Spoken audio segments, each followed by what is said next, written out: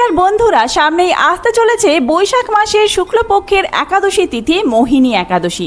এই একাদশী তিথিতে ভগবান বিষ্ণুর মোহিনী অবতারের পুজো করা হয়, যা পাপ মুক্তি ও মোক্ষ লাভের পথ প্রশস্ত করে বলে মানা হয়। এই দিনে উপবাস করে ভগবান বিষ্ণুর পুজো করলে জীবনের সমস্ত দুঃখ এবং পাপ দূর হয়।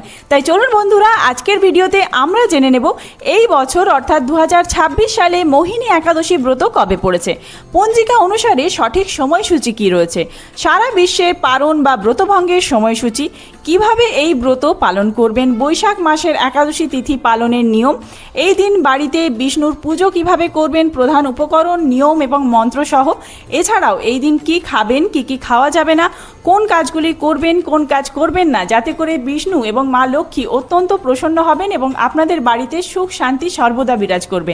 তো চলুন বন্ধুরা, দেরি না করে ভিডিওটি শুরু করা যাক। যদি আমার চ্যানেলে নতুন হয়ে থাকেন অবশ্যই চ্যানেলটি সাবস্ক্রাইব করে এবং ভিডিওতে একটি লাইক করে শেষ পর্যন্ত সাথে থাকবেন। আশা করি ভিডিওটি আপনাদের জন্য খুবই হেল্পফুল হবে। ভিডিওটির মূল পর্বে যাওয়ার আগে শ্রী বিষ্ণুকে স্মরণ করে অবশ্যই কমেন্ট বক্সে লিখুন ওম শ্রী বিষ্ণু জয় মা লক্ষ্মী। পুরাণ অনুযায়ী এই তিথিতে মোহিনী রূপ ধারণ করেছিলেন নারায়ণ। শাস্ত্র মতে মোহিনী একাদশীর দিনে লক্ষ্মী এবং নারায়ণের পুজোর পর একাদশীর ব্রতকথা পাঠ করলে সুফল পেতে পারেন। এই ব্রতকথা আজকের ভিডিওতে সম্পূর্ণ রয়েছে। তো চলুন ভিডিওটি শুরু করা যাক। প্রথমেই আমরা জেনে নেব যে এই একাদশী তিথি আপনারা কেন পালন করবেন আর কবে পড়েছে এই একাদশী তিথি। একাদশী তিথি শুরু হচ্ছে 26শে এপ্রিল 12ই বৈশাখ রবিবার সন্ধ্যা 6টা 8 মিনিট থেকে। একাদশী তিথি সমাপ্ত হচ্ছে 27শে এপ্রিল 13ই বৈশাখ সোমবার সন্ধ্যা 6টা 17 মিনিটে।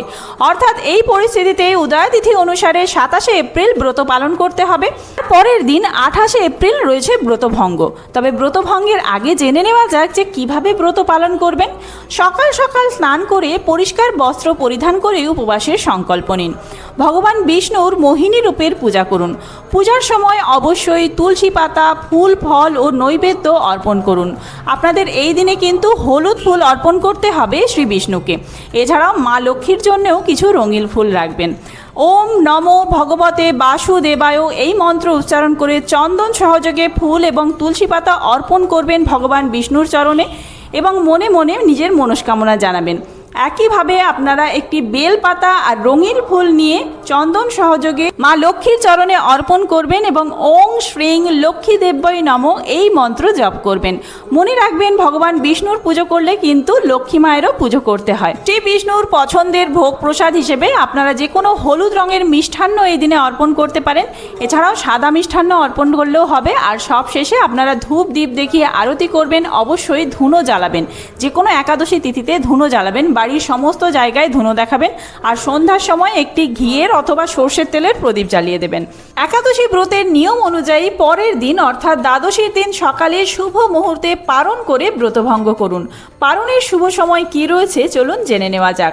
28শে এপ্রিল মঙ্গলবার সকাল 5টা 43 মিনিট থেকে শুরু করে সকাল 8টা 21 মিনিট এইটি পারণের জন্য অত্যন্ত শুভ সময়। বিশ্বের যেই জায়গাতেই রয়েছেন উপবাস ভঙ্গের এইটি সবচেয়ে শুভ সময়। 8টা 21 মিনিটের মধ্যে অবশ্যই ব্রত ভঙ্গ করে নেবেন। এবার চলুন জেনে নেওয়া যাক ব্রত পালন করলে কি খাবেন আপনারা। যে কোনো প্রকার রবি শস্য বর্জনীয়। চাল, ডাল, ওটস, চিয়া সিড, ডালিয়া কোনো রকম দানা শস্য খাওয়া যাবে না। এমনকি ছোলা, মুগ এই সমস্ত সেদ্ধ করেও খাওয়া চলবে না। সর্ষের তেল, লবণ খাওয়া যাবে না। ঘি, সূর্যমুখীর তেল, সৈন্ধব লবণ খেতে পারেন যে কোনো খাবারের সাথে। আলু, মিষ্টি আলু, রাঙালু, কুমড়ো ইত্যাদি খাওয়া যাবে। সবুজ শাক সবজি খাওয়া যাবে না। ফল খাওয়া যাবে, যে কোনো রকমের ফল। দুধ, দুধের তৈরি খাবার, যে কোনো দুধের তৈরি খাবার আপনারা খেতে পারেন। পায়েস, ক্ষীর, দই, ছানা ইত্যাদি। তবে পায়েস কিন্তু চালের হলে চলবে না। যে কোনো সবজির বা অন্যান্য সুজি টুজি দিয়ে আপনারা পায়েস করতে পারেন। এছাড়াও যে কোনো ধরনের ড্রাই ফ্রুটস খেতে পারেন। আপনারা খেজুর খেতে পারেন। যে কোনো ফল প্রসাদ যেগুলি আপনাদের ভোগ প্রসাদ হিসেবে নারায়ণকে অর্পণ করেছেন বা শ্রী বিষ্ণুকে অর্পণ করেছেন, প্রসাদ হিসেবে সেই সমস্ত কিছু গ্রহণ করতে পারবেন, মিষ্টান্ন গ্রহণ করতে পারবেন। এছাড়াও পরিবারের প্রত্যেকে তুলসী পাতা নিবেদন করবেন ভগবান বিষ্ণুর চরণে। আর আপনারা যারা একাদশী ব্রত পালন করেন প্রত্যেকেই জানেন এই দিন তুলসী পাতা ছিঁড়তে নেই। তাই আগের দিন সন্ধ্যার মধ্যে তুলসী পাতা তুলে রাখবেন।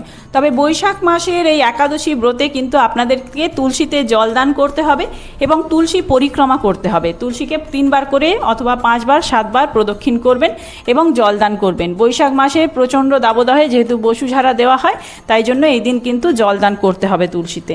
এবার আমরা শুনে নেব একাদশীর ব্রত মাহাত্ম্য কথা। মোহিনী একাদশীর ব্রত মাহাত্ম্য আমি লিখিত আকারেও দিচ্ছি, আপনারা সেটি একাদশী তিথির দিন দেখে দেখেও পাঠ করতে পারেন। মহারাজ যুধিষ্ঠির বললেন, হে জনার্দন, বৈশাখ শুক্লপক্ষিয়া একাদশীর কি নাম, কি ফল, কি বিধি, এ সকল কথা আমার নিকট বর্ণনা করুন।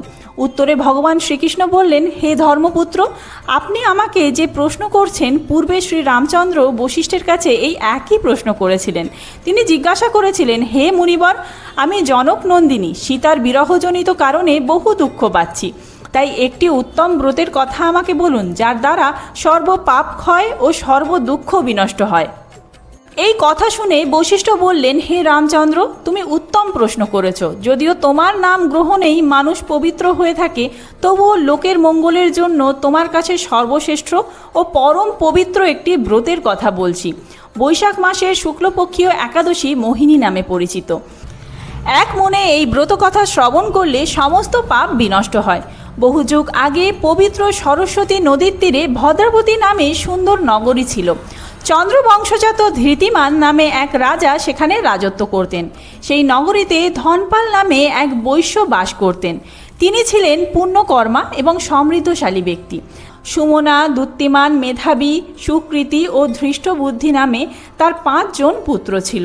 পঞ্চম পুত্র ধৃষ্টবুদ্ধি ছিলেন অতি অত্যাচারী। লামপট্ট ও দুধ ক্রীড়া প্রভৃতি পাপে তিনি অত্যন্ত আসক্ত ছিলেন। দেবতা, ব্রাহ্মণ, পিতামাতার সেবায় তার একেবারেই মতি ছিল না। তিনি অন্যায় কার্যে রত থাকতেন। দুষ্ট স্বভাব ও পিতৃধন ক্ষয়কারক ছিলেন। সবসময় তিনি অভক্ষ, ভক্ষণ ও সুরাপানে মত্ত থাকতেন। পিতা ধনপাল একদিন রাস্তা দিয়ে যাচ্ছিলেন। হঠাৎ তিনি দেখতে পেলেন ধৃষ্টবুদ্ধি এক বেশ্যার সঙ্গে নিঃসংকোচে ঘুরে বেড়াচ্ছেন। তার নির্লজ্জ পুত্রকে এইভাবে দেখে তিনি অত্যন্ত মর্মাহত হলেন। এই কুস্বভাব দর্শনে ক্রুদ্ধ হয়ে তিনি তাকে বাড়ি থেকে বের করে দিলেন। তার আত্মীয় স্বজনও তাকে পরিত্যাগ করলেন। তিনি তখন নিজের অলংকার বিক্রি করে জীবনযাপন করতেন।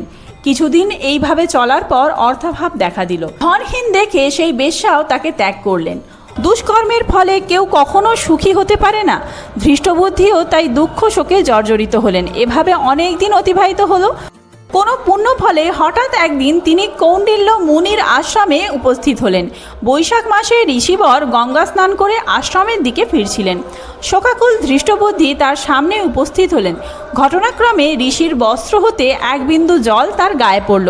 সেই জলস্পর্শে তার সমস্ত পাপ দূর হলো। ঋষির উপদেশে প্রসন্ন চিত্তে ধৃষ্টবুদ্ধি সেই ব্রত পালন করতে লাগলেন।